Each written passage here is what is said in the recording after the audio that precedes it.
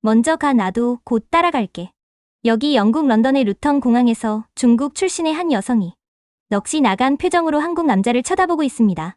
그녀는 고개를 떨구는 한편 한숨을 내쉬며 떠나가는 한국 남성을 바라보고 있는데요. 과연 그녀에게 무슨 일이 생긴 건지 지금 바로 알아보겠습니다. 안녕하세요. 저는 린진입니다. 저는 중국 홍룡 강성의 작은 마을에서 태어났어요. 저희 가족은 중국 내 여러 소수 민족 중 하나인 허저족에 속해 있었어요. 저희 허저족에 대해서 들어본 적 있으신가요? 허저족은 퉁구스족 계통에 해당하는 러시아와 중국의 소수민족 중 하나예요. 과거 금나라 건국의 주체였던 흑수말갈의 후예들이죠. 예전 슈퍼주니어의 멤버 중 한 경이 저희 허저족 출신이에요. 아쉽게 탈퇴하긴 했지만 허저족 출신이 한국에서 아이돌 활동을 한 것에 대해서 매우 자랑스럽게 생각하고 있어요. 사실 소수민족으로 중국에서 살아가는 것은 너무 어려워요. 다수인 한족에 속하지 않았기 때문에 많은 어려움과 불공정한 대우를 겪었어요. 저희 마을에서의 삶은 매우 힘들었어요.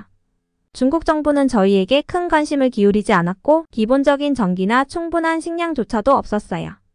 여러 번 우리는 외국 구호단체의 도움에 의지해야만 간신히 살아갈 수 있었어요. 아주 어렸을 때 한국자원봉사자들이 저희 마을에 온 것을 기억해요. 그들은 음식, 약, 심지어 학용품까지 가져왔어요. 그들의 친절함은 저와 마을 사람들에게 깊은 인상을 남겼어요. 우리는 한국을 친절한 사람들이 사는 멋진 곳으로 생각하게 되었어요. 삶이 어려웠지만 저는 학교에서 성적이 좋았어요. 열심히 공부해서 좋은 성적을 받았죠. 선생님들도 이를 알아주셨고 저는 소수민족 학생들을 돕기 위한 특별한 정부 프로그램에 선발되었어요. 이것은 저에게 큰 기회였어요. 이 프로그램 덕분에 저는 중학교와 고등학교를 베이징에서 다니게 되었어요. 설레면서도 긴장됐어요. 베이징은 저희 작은 마을과는 너무 달랐거든요. 크고 바쁘고 한족이 대부분인 사람들로 가득 찼어요. 베이징에서의 생활은 정말 힘들었어요. 저는 한족 학생들과 선생님들에게서 많은 차별을 겪었어요. 그들은 제 소수민족 배경 때문에 저를 다르게 대했어요. 때로는 제 억양이나 외모를 놀리기도 했어요. 사실 얼굴로만 따지면 제가 어딜 가서 절대 꿀리는 얼굴이 아니었기 때문에 상관이 없었지만 한족이 제 외모를 가지고 평가한다는 것이 기분 나빴죠. 상처가 됐지만 그런 것들에 휘둘리지 않으려고 노력했어요. 이 모든 것을 극복하기 위해서 저는 더 열심히 노력했어요. 공부도 열심히 했고 운동도 게을리 하지 않았어요. 저는 무리해서 구성원으로 속하기 위해서 한족 친구들보다 2배, 3배는 더 노력해야 했어요. 쉽지는 않았지만 노력의 결과로 모든 과목에서 최고 성적을 받았어요. 이 시기에 저는 중국 밖의 세계에 대해 더 많이 배우기 시작했어요. 책을 읽고 다른 나라에 관한 다큐멘터리를 보았죠. 특히 한국에 관심이 갔어요. 한국 자원봉사자들이 우리 마을을 도와줬던 기억이 떠올랐고 그들의 나라에 대해 더 알고 싶었어요. 한국도 과거에 많은 어려움을 겪었고 가난한 나라였지만 열심히 노력해 성공한 나라라는 것을 알게 되었어요. 이것은 저에게 희망을 주었어요. 한국이 해냈다면 나도 할 수 있지 않을까? 라는 생각을 하게 되었어요. 고등학교 졸업이 가까워지자 저는 미래에 대해 생각하게 되었어요. 중국에 남아서 좋은 대학에 갈 수도 있었지만 아무리 좋은 학교를 나와도 성적이 좋아도 소수민족 배경 때문에 기회가 제한될 것이라는 것을 알고 있었어요. 많은 회사와 대학들이 한족 학생들을 선호했죠. 저 같은 사람들이 중국에서 좋은 직업을 구하는 건 정말 어려운 일이거든요. 아무리 열심히 노력해도 항상 불리할 수 있다는 생각에 좌절감이 들었어요. 그러던 중 한국 유학에 대해 알게 됐어요. 그때부터 저는 유학을 진지하게 고민하기 시작했어요. 어려운 길이라는 것을 알았어요. 가족도 돈이 많지 않았고 중국을 떠난다는 생각도 무서웠어요. 하지만 남아있다면 제 잠재력을 충분히 발휘하지 못할 것 같았어요. 저는 다른 나라의 대학들을 조사하기 시작했어요. 대부분의 대학들은 비용이 너무 높아 도달할 수 없을 것 같았어요. 그런데 한국은 달랐어요. 한국의 몇몇 대학들이 중국을 포함한 다른 나라 학생들에게 장학금을 제공한다는 걸 알게 되었거든요. 이건 저에게 완벽한 기회처럼 보였어요. 제가 학교에서도 국제대회에서도 성적이 좋았기 때문에 장학금을 받을 가능성이 높았어요. 그래서 지원하기로 마음먹었죠. 제가 존경하는 나라이자 집에서 멀지 않은 곳이었으니까요. 저는 몇 주 동안 지원서 작업에 몰두했어요. 중국에서 소수민족으로서 겪은 경험, 그리고 왜 한국에서 공부하고 싶은지, 그게 제 미래에 어떻게 도움이 될지에 대해 에세이를 썼어요. 선생님들께는 제가 좋은 학생이라고 추천서를 써달라고 부탁했고요. 입학시험 준비도 했어요. 또 한국에서 공부하고 싶은 마음을 보여주려고 기본적인 한국어 문구들도 배우기 시작했어요. 결과를 기다리는 시간은 정말 길게 느껴졌어요. 지원서를 보내고 나서는 매일 이메일을 확인했어요. 소식을 기다리는 게 정말 힘들었어요. 다른 일들로 바쁘게 지내려고 했지만 머릿속에서는 그 생각을 떨쳐낼 수가 없었어요. 만약 떨어지면 어떻게 하지? 그때는 뭘 해야 할까? 마침내 정말 오랜 시간이 지난 후에 한국의 S대학에서 이메일이 왔어요. 나중에 알게 된 사실인데 제 친구들은 보통 저희 학교를 풀네임으로 부르기보다는 이렇게 약자로 부르는 걸 선호한다고 하더라고요. 손이 떨리는 걸 느끼면서 메일을 열었어요. 합격했다는 내용과 함께 장학금까지 받았다는 걸 읽었을 때 믿을 수가 없었어요.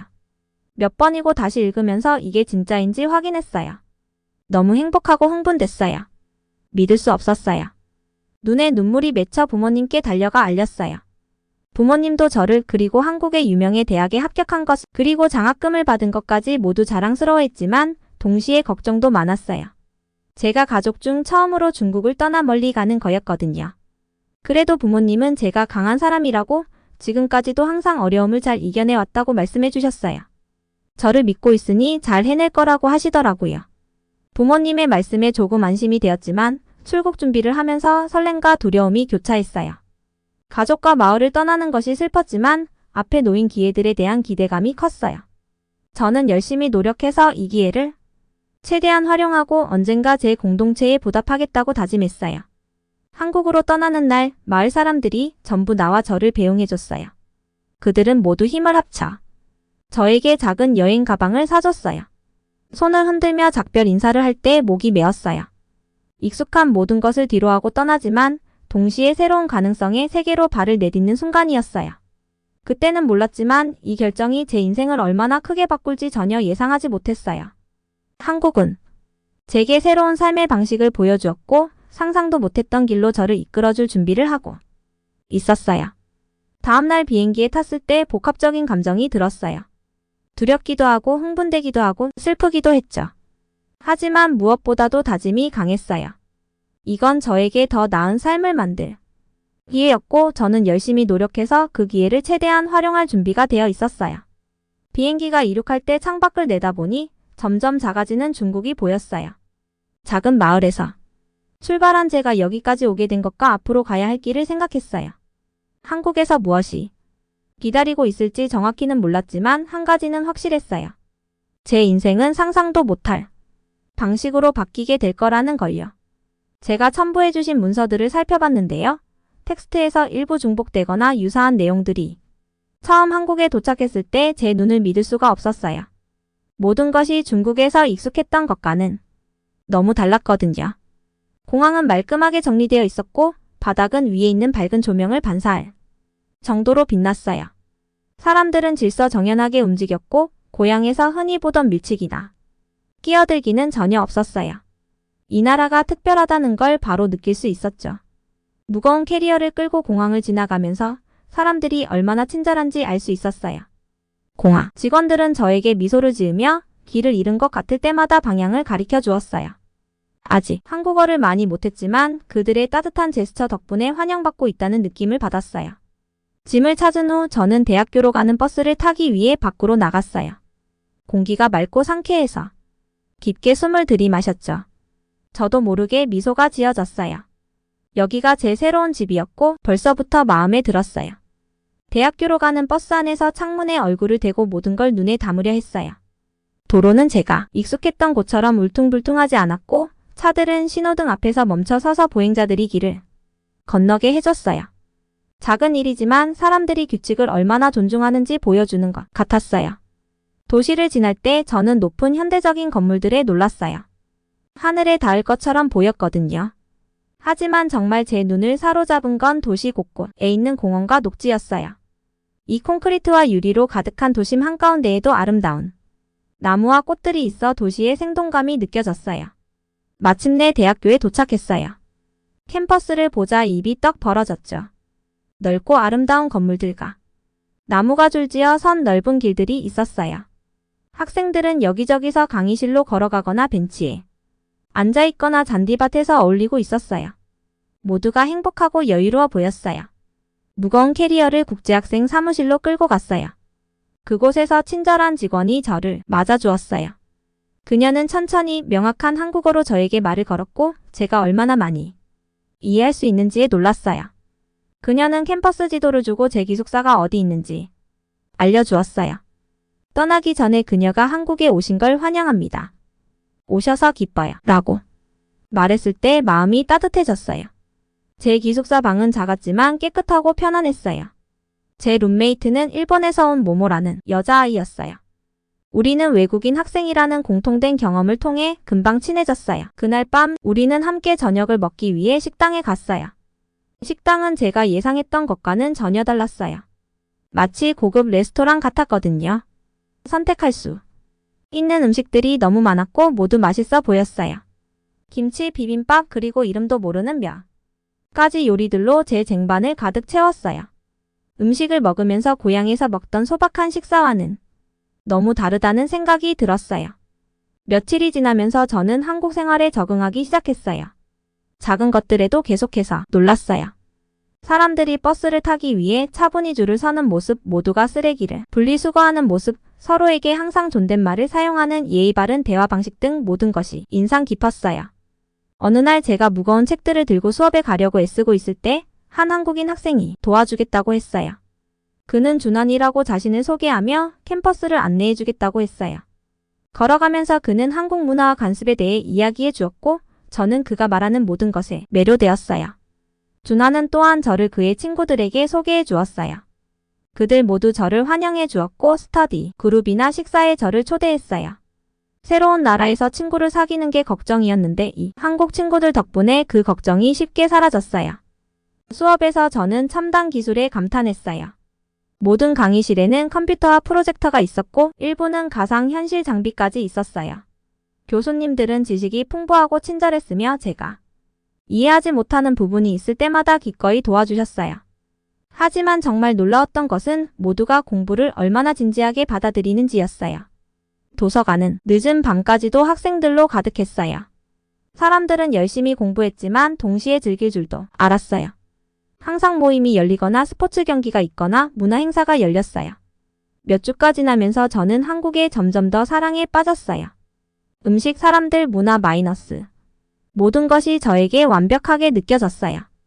제 인생에서 처음으로 제가 진정으로 어디에 속해 있다는 느낌을 받았어요. 어느 저녁 캠퍼스 위로 해가 지는 모습을 벤치에 앉아 바라보면서 제가 얼마나 멀리 왔는지 생각했어요. 중국의 작은 마을에서 이 멋진 한국의 대학교까지요. 이 기회에 감사했고 앞으로의 미래가 기대되었어요. 한국에서의 여정은 이제 막 시작되었지만 저는 앞으로 무슨 일이 일어나도 받아들일 준비가 되었어요.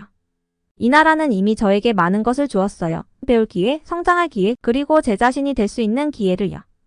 그날 밤 기숙사로 돌아가면서 저는 미소를 멈출 수 없었어요.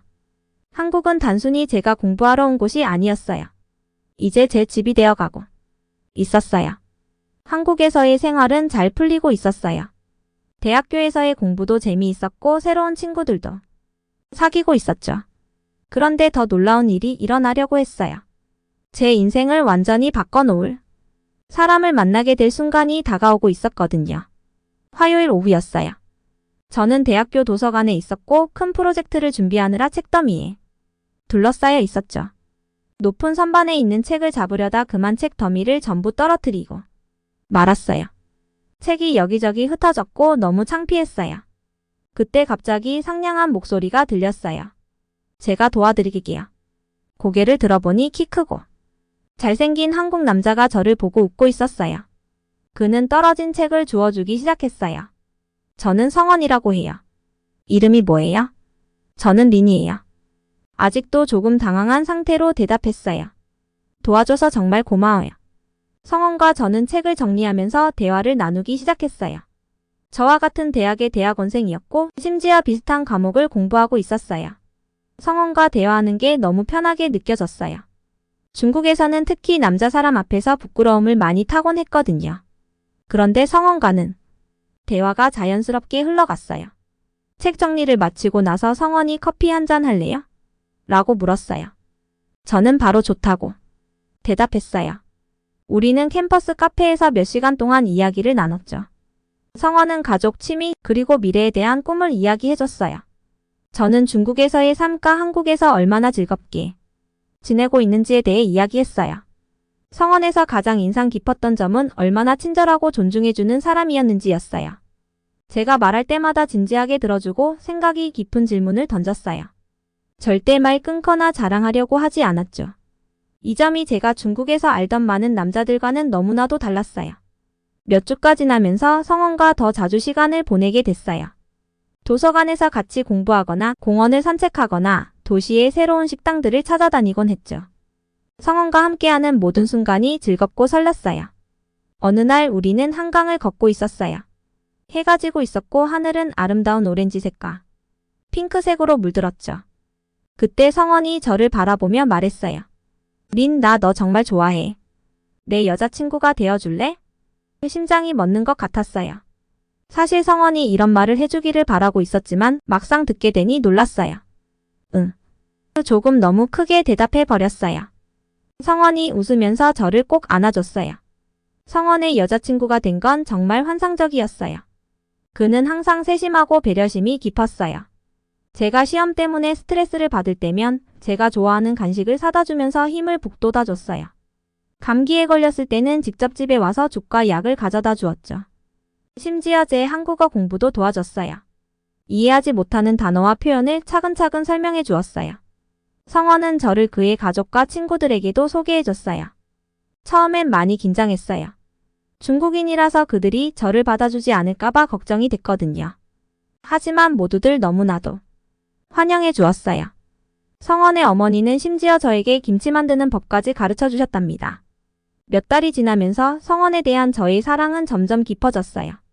그는 단순히 제 남자친구가 아니었어요. 그는 저의 가장 친한 친구이자 저의 든든한 지원군, 그리고 한국에서의 저희 집이 되어 주었어요. 그와 함께 있으면 안전하고 존중받고 진정으로 행복하다고 느껴졌어요. 우리가 사귄 지 약 6개월쯤 지난 어느 저녁 성원이 저를 아름다운 레스토랑으로 데려갔어요. 저녁 식사가 끝난 후 성원은 무릎을 꿇고 작은 상자를 꺼냈어요. 그 안에는 멋진 반지가 있었어요. 린, 성원이 감동에 젖은 목소리로 말했어요. 난 너를 세상 무엇보다 사랑해. 나와 결혼해 줄래? 기쁨의 눈물이 눈에 가득 찼어요. 네, 당연히 네. 제가 외쳤어요. 성원이 제 손가락에 반지를 끼워주었을 때 저는 이것이 제 인생에서 가장 행복한 순간임을 알았어요. 그날 밤 침대에 누워 새로 받은 반지를 바라보며 제 인생이 얼마나 많이 변했는지 생각했어요. 불과 1년 전만 해도 저는 중국에서 혼란스럽고 외로웠던 소녀였어요. 그런데 이제는 한국에 와서 제가 만난 가장 멋진 남자와 약혼을 하게 되었어요. 이 모든 것이 너무 감사했어요. 한국에 올 수 있었던 것, 성원을 만난 것, 그리고 우리 앞에 펼쳐질 밝은 미래가 너무나도 감사했어요. 성원을 만나 사랑에 빠지면서 많은 것을 배웠어요. 진정한 존중과 친절이 무엇인지 알게 되었고 스스로를 사랑과 행복을 누릴 자격이 있는 사람으로 바라볼 수 있게 되었어요. 그리고 한국이야말로 제가 진정으로 있어야 할 곳이라는 확신이 더욱 강해졌어요. 그날 밤 잠이 들면서 저는 미소를 지을 수밖에 없었어요. 성원과 함께할 모든 모험들이 기대됐거든요. 그가 제 곁에 있다면 어떤 도전도 이겨낼 수 있을 것 같았어요. 우리 사랑. 이야기는 이제 막 시작되었고 앞으로 펼쳐질 미래가 너무나도 기대됐어요. 성원이랑 결혼한 후 우리는 신혼여행으로 영국에 가기로 했어요. 너무 설렜어요. 유럽은 한 번도 가본 적이 없었고 영국은 마치 마법 같은 곳일 거라고 상상했거든요. 빅벤을 보고 유명한 빨간 2층 버스를 타고 어쩌면 왕실 가족을 얼핏이라도 볼 수 있을지도 모른다고 생각했죠. 하지만 여행 계획을 세우기 시작하자마자 이 여행이 생각만큼 간단하지 않을 거라는 걸. 성원은 한국 여권이 있어서 비자 없이도 영국에 갈 수 있었지만 저는 중국 여권이라 비자를 신청해야 했거든요. 그리고 그게 결코 쉬운 일이 아니었어요. 우선 정말 길고 복잡한 온라인 신청서를 작성해야 했어요. 제 생활, 직업, 가족에 관한 온갖 질문들이 있었어요. 실수하지 않으려고 몇 시간 동안 신경 써서 모든 답변을 완벽하게 작성했어요. 실수하면 안 된다는 생각에 너무나도 긴장됐어요. 그리고 나서 정말 어려운 단계가 시작됐죠. 마이너스 서류를 준비하는 일이었어요. 영국. 대사관에서는 모든 것에 대한 증빙 자료를 요구했어요. 여행 경비가 충분한지 확인하려고. 은행 명세서를 요구했는데 3개월치 명세서를 출력해서 모든 거래 내역의 하이라이트, 표시까지 해야 했어요. 시간이 정말 오래 걸렸어요. 다음으로 비행기 표와 호텔 예약을 해야 했어요. 대사관에서 우리가 여행 후 영국을 떠날 계획이 있다는 걸 확인하려고 했거든요. 그래서 비자를 받을지 확실하지 않은 상황에서도 먼저 돌아오는 항공권을 구매해야 했어요. 비싼 돈을 쓰면서도 여행을 갈 수 있을지 모른다는 생각에 정말 초조했어요. 호텔도 모든 기간 동안 예약해야 했어요.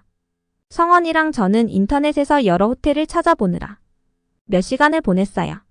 너무 비싸지 않으면서도 괜찮은 곳을 찾으려고 했고 안전한 지역에 있는지도 확인해야 했죠. 호텔 예약 내역을 모두 출력했는데 서류가 한 뭉치나 됐어요. 그리고 대사관에서는 우리의 관계를 증명할 자료도 요구했어요. 믿어지세요? 결혼증명서와 우리 둘이 같이 있는 사진도 제출해야 했고 영국에서 신혼여행을 하고 싶은 이유와 우리의 사랑 이야기를 설명하는 편지도 썼어요. 사진에 대해서는 더 말할 것도 없어요. 영국 비자 신청용 사진은 아주 특정한 규격을 따라야 했거든요. 크기도 특정한 크기여야 하고 배경은 단색이어야 하며 웃지도 못하게 했어요. 그래서 성원이랑 특별히 사진관에 가서 이 사진들을 찍었어요. 제가 이렇게 스트레스를 받고 있을 때 성원은 너무나도 침착했어요. 계속 걱정 마, 다 잘 돼. 거야라고 말해줬어요. 하지만 걱정하지 않을 수가 없었어요. 이 비자가 우리 꿈이 신혼여행의 열쇠였으니까요. 비자가 없으면 모든 계획이 다 무너질 거였죠. 어느 날 제가 정말로 압도당한 기분이 들었을 때 성원이 저를 깜짝 놀라게 했어요. 비자. 신청에 필요한 모든 것에 큰 체크리스트를 만들어서 냉장고에 붙여놨거든요. 우리가 준비할 때마다 한 항목씩 체크할 수 있었고 덕분에 모든 과정이 조금 더 수월하게 느껴졌어요. 또한 영국에서 무엇을 할지 계획도 세워야 했어요. 가이드북을 사서 매일 저녁마다 영국에서 볼 수 있는 놀라운 장소들에 대해 읽었어요. 런던에서 일주일 동안 지내면서 타워, 브릿지와 버킹엄 궁전 같은 유명한 장소들을 둘러보기로 했어요. 그 다음에는 차를 렌트해서 스코틀랜드로 가기로 했어요. 스코틀랜드 고원의 사진은 너무 아름다워 보였어요. 마이너스 초록빛 언덕과 안개 낀 호수들. 실제로 그곳을 볼 생각에 정말 기대가 됐어요. 비자 면접 날짜가 다가오면서 점점 더 긴장이 됐어요. 면접 전날 밤에는 도저히 잠을 잘 수가 없었어요. 머릿속으로 모든 걸 다시 떠올리며 중요한 걸 놓친 건 아닌지 걱정했어요. 면접 당일 아침 성원이 제가 제일 좋아하는 아침 식사를 만들어줬어요. 마이너스 시럽을 듬뿍 뿌린 팬케이크요. 성원은 힘을 내야 하니까 많이 먹으라고 했어요. 맞는 말이었어요. 면접은 길고 지치더라고요. 비자 센터에서 지문을 찍고 사진을 찍었어요. 그리고 서류를 모두 검사했어요. 창고에 있던 여자가 하나하나 다 확인하는데 제 심장이 너무 빨리 뛰어서 가슴 밖으로 튀어나올 것만 같았어요. 마침내 몇 시간처럼 느껴진 시간이 지난 후 그 여자가 서류가 모두 괜찮다고 하면서 우편으로 결과를 알려주겠다고 했어요. 비자 센터를 나서면서 안도감과 불안감이 뒤섞인 기분이었어요. 이제 우리가 할 수 있는 건 기다리는 것뿐이었죠. 그 다음 2주 동안 저는 매일 우체통을 확인하면서 그 중요한 봉투가 오길 기다렸어요. 성원은 여행 계획을 세우면서 저를 계속 다른 생각을 하게 하려고 노력했어요. 영국 영화를 보고 심지어 영국 음식을 만들어 보기도 했어요. 우리의 피시앤칩스 시도는 완전 망했지만요. 마침내 영원처럼 느껴진 시간이 지나고 그 봉투가 도착했어요. 너무 긴장돼서 열어볼 수가 없었어요. 성원이 대신 열어줬죠. 성원이 비자가 승인됐다고 읽어주는 순간 저는 기쁨의 눈물을 터뜨렸어요. 우리의 모든 노력이 결실을 맺었어요. 이제 우리의 꿈의 신혼여행이 현실이 될 수 있었어요. 그날 밤 우리는 샴페인 한 병으로 축하를 했어요. 다가올 모험을 기원하며 건배를 하면서 저는 너무 감사한 마음이 들었어요. 성원의 지원에 감사했고 이 여행 기회에 감사했고 그리고 영국에서 우리를 기다리고 있을 놀라운 경험들에 대해 기대됐어요. 드디어 영국으로 떠나는 날이 왔어요. 설레기도 했지만 동시에 굉장히 긴장되더라고요. 성원이랑 저는 아침 일찍 서울 공항에 도착했어요. 짐을 붙이고 보안 검색대를 무사히 통과했죠. 비행기 탑승을 기다리면서 저는 계속 가방을 확인하며 서류들을 챙겼는지 확인했어요. 그런 저를 보던 성원은 제 손을 잡아주면서 말했어요. 괜찮을 거야. 필요한 건 다 챙겼잖아. 고개를 끄덕이긴 했지만 여전히 걱정이 앞섰어요. 비행시간은 11시간으로 꽤 길었어요. 잠을 청해보려 했지만 도착했을 때 무슨 일이 생길지 걱정 때문에 잠이 오질 않더라고요. 과연 입국이 가능할까? 비자가 문제가 되진 않을까? 런던에 도착했을 때는 심장이 미친 듯이 뛰었어요. 공항은 엄청 크고 복잡했어요. 전 세계에서 온 사람들로 가득했죠. 모두들 짐을 끌고 바쁘게 움직이고 다양한 언어로 이야기하고 있었어요. 우리는 이민국을 향해 걸어갔어요. 유럽과 영국의 시민들과 그 외의 사람들로 나뉜 두 개의 줄이 있었죠. 결국 성원과 저는 따로 줄을 서야 했어요. 내가 먼저 가서 기다릴게. 성원이 빠르게 포옹을 하며 말했어요. 저는 성원이 이민국 직원에게 다가가는 모습을 지켜봤어요. 직원은 성원의 여권을 거의 쳐다보지도 않고 바로 도장을 찍고 통과시키더라고요. 1분도 안 걸렸어요. 그런 성원을 보면서 자랑스럽기도 했지만 한편으론 부럽기도 했어요. 제가 서 있는 줄은 훨씬 길었고 아주 천천히 움직였어요. 거의 1시간 동안 조금씩 앞으로 나아갔죠. 점점 긴장감이 커져갔어요. 마침내 제 차례가 되었을 때 깊이 숨을 들이쉬고 카운터로 다가갔어요. 이민국 직원은 머리가 희끗희끗한 엄격해 보이는 남자였어요.